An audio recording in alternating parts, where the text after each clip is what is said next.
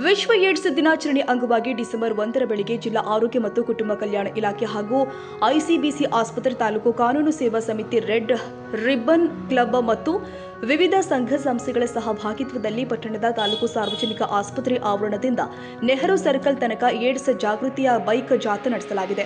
ನಂತರ ಸಂಜೆ 6:30ಕ್ಕೆ ನೆಹರು ಸರ್ಕಲ್ನಲ್ಲಿ ಮೇಣದ ಬತ್ತಿ ಬೆಳಗುವ ಮೂಲಕ ದೀಪದೊಂದಿಗೆ ಸಾರ್ವಜನಿಕ ಅರಿವು ಕಾರ್ಯಕ್ರಮವನ್ನು ನಡೆಸಿ ಏಡ್ಸ್ ಬಗ್ಗೆ ಜಾಗೃತಿ ಮೂಡಿಸುವ ಪ್ರಯತ್ನ ಮಾಡಲಾಗಿದೆ.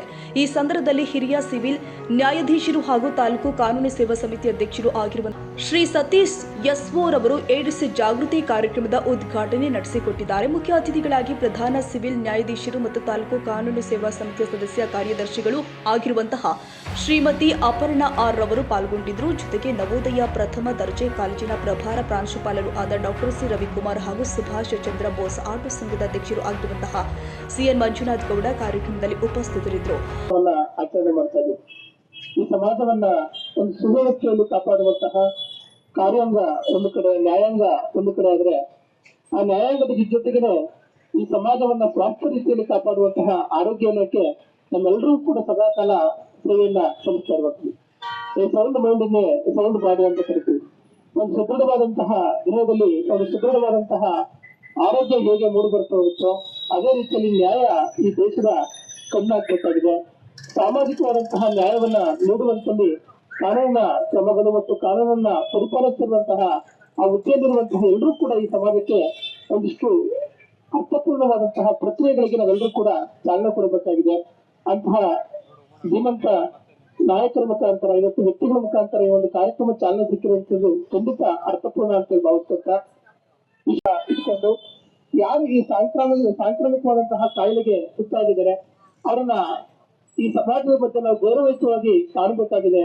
ಅವರು ಕೂಡ ನಮ್ಮವರು ಅನ್ನುವಂತಹ ಬಾಂಧವ್ಯವನ್ನು ಇಟ್ಕೊಂಡಾಗ ಮಾತ್ರ ಈ ಒಂದು ಕಾಯಿಲೆಯಿಂದ ಒಂದು ಸಮಾಜವನ್ನು ಕಟ್ಟುವಂತಹ ಕನಸುಗಳು ನಿರ್ಮಾಣ ಆಗಬೇಕು ಅನ್ನುವಂತಹ ಹಿನ್ನೆಲೆಯಲ್ಲಿ ಈ ದಿನವನ್ನ ಆಚರಿಸ್ತಾ ಇದೀವಿ.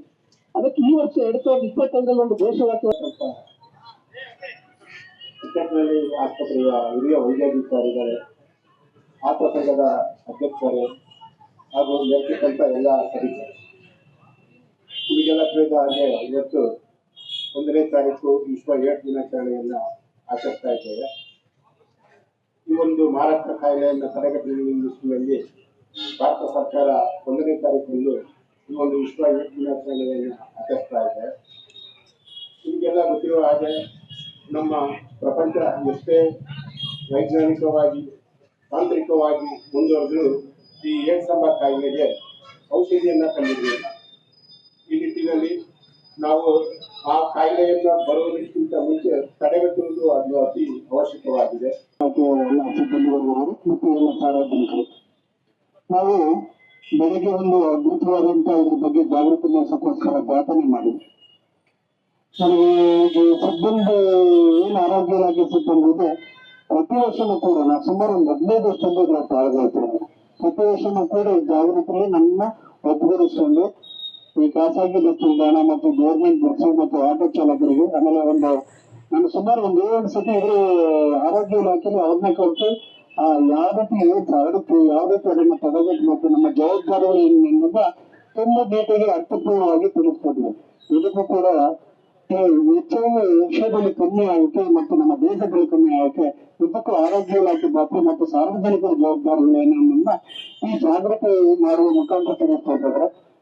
ಇದು ನಿಜಕ್ಕೂ ಕೂಡ ನಾವೆಲ್ಲರೂ ಪಣ ಕೊಟ್ಟು ಇದರ ವಿರುದ್ಧ ನಾವೆಲ್ಲ ಹೋರಾಟ ಮಾಡಿ ಇನ್ನೂ ಕೂಡ ಎಲ್ಲದನ್ನು ಕೂಡ ಸಂಪೂರ್ಣವಾಗಿ ಬರ್ಧಿಸುವಂತ ಕೆಲಸನ ನಾವೆಲ್ಲ ಮಾಡೋಣ. ಇದೆಲ್ಲರಿಗೂ ನಮ್ಮ ಜವಾಬ್ದಾರಿ ಅಂತ ಹೇಳ್ತಾ ಎರಡು ಮಾತಾಡಕ್ಕೆ ಅವಕಾಶ ಕೊಟ್ಟಂತ ನಮ್ಮೆಲ್ಲರಿಗೂ ವಂದಿಸಿ ಹನ್ನೆರಡು ಮಾತು.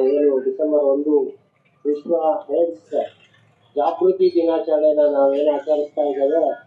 ಈ ದಿನಾಚರಣೆ ವಿಚಾರ ತಮ್ಗೆಲ್ಲನೂ ಹೇಳಿದ್ದಾರೆ. ಯಾಕೆಂತ ಹೇಳಿದ್ರೆ ಈ ದಿನ ಈ ಕೆಟ್ಟ ವೈರಸ್ಸು ಏನೆಲ್ಲ ಮನುಷ್ಯನಲ್ಲಿ ಪರಿಣಾಮ ಬೀರುತ್ತೆ ಅಂತ ತಮ್ಗೆ ಗೊತ್ತು. ಯಾಕೆಂತ ಹೇಳಿದ್ರೆ ಇಲ್ಲಿ ಇರ್ತಕ್ಕಂಥವ್ರೆಲ್ಲರೂ ಸಹ ಆರೋಗ್ಯ ಇಲಾಖೆಯಿಂದಲೇ ಬಂದಿರೋದ್ರಿಂದ ಆರೋಗ್ಯ ಇಲಾಖೆಯವ್ರಿಗೆ ನಮ್ಗಿನೂ ಚೆನ್ನಾಗಿ ಗೊತ್ತು.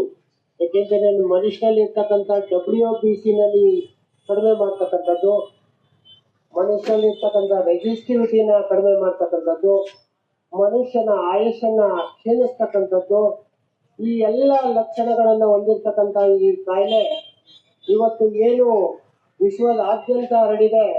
ಇದು ಮನುಷ್ಯರಿಂದಲೇ ಮಾಡ್ಕೊಳ್ತಕ್ಕಂಥ ಕಾಯಿಲೆ ಬಿಟ್ರೆ ಇದು ಬೇರೆ ಅದಾಗೇನೆ ಉತ್ಪತ್ತಿಯಾದಂತ ಏನು ರೋಗ ಅಲ್ಲ. ಯಾಕಂತ ಹೇಳಿದ್ರೆ ಇದು ಕಂಟೆನ್ಷಿಯಸ್ ಡಿಸೀಸ್ ಅಂತ ಏನ್ ನಾವು ಕರಿತೀವಿ. ಒಬ್ಬ ಹರಡಿದ್ರೆ ಆ ಮನುಷ್ಯನಿಂದ ಇನ್ನೊಬ್ಬನಿಗೆ ಹರಡಬಹುದು. ಹೀಗೆ ಎಲ್ಲ ಮನುಷ್ಯನಿಗೆ ಹರಡ್ತಾ ಹೋಗ್ತಕ್ಕಂಥ ಈ ಕಂಟೆನ್ಷಿಯಸ್ ಡಿಸೀಸ್ ಏನಿದೆ ಇದನ್ನ ನಾವು ತಡಿಬೇಕು. ಯಾಕಂತ ಹೇಳಿದ್ರೆ prevention is better than cure. ಯಾಕೆಂತ ಹೇಳಿದ್ರೆ ನಮ್ಗೆ ಆ ಏಡ್ಸ್ ನಾವು ಕಿತ್ತಾಕ್ಕೊಟ್ರೆ ಮುಂದೆ ಏಡ್ಸ್ ಇಂದ ಬರುವಂತ ಕಾಯಿಲೆಗಳೇನೇ ಇರಲ್ಲ, ಏಡ್ಸ್ ಇಂದ ನರಳುವಂತ ಜನಗಳೇನೇ ಇರಲ್ಲ.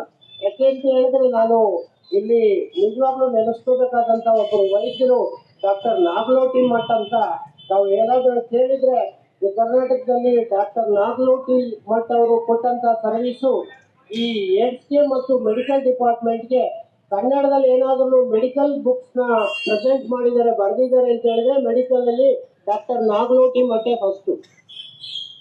ಡಾಕ್ಟರ್ ನಾಗಲೋಟಿ ಮಠ್ ಬಗ್ಗೆ ನಾನು ಒಂದು ಮಾತು ಹೇಳಲೇಬೇಕಾಗುತ್ತೆ. ಬಹಳ ಬಡತನದಿಂದ ಬಂದಂತ ನಾಗಲೋಟಿ ಮಠ ಅವರು ಡಾಕ್ಟರ್ ಕುಲಕರ್ಣಿ ಅಂತ ಹೇಳ್ಬಿಟ್ಟು ಆ ಕುಲಕರ್ಣಿ ಅವರ ಮನೆಯಲ್ಲಿ ಅವರು SLC ಮತ್ತು ತಾಲೂಕು ಆರೋಗ್ಯ ಇಲಾಖೆ ಸಿಬ್ಬಂದಿ ಮತ್ತು ಅಧಿಕಾರಿ ವರ್ಗ ಹಾಗೂ ವಿವಿಧ ಸಂಘ ಸಂಸ್ಥೆಗಳ ಪ್ರತಿನಿಧಿಗಳು ಕಾರ್ಯಕ್ರಮದಲ್ಲಿ ಉಪಸ್ಥಿತರಿದ್ದರು.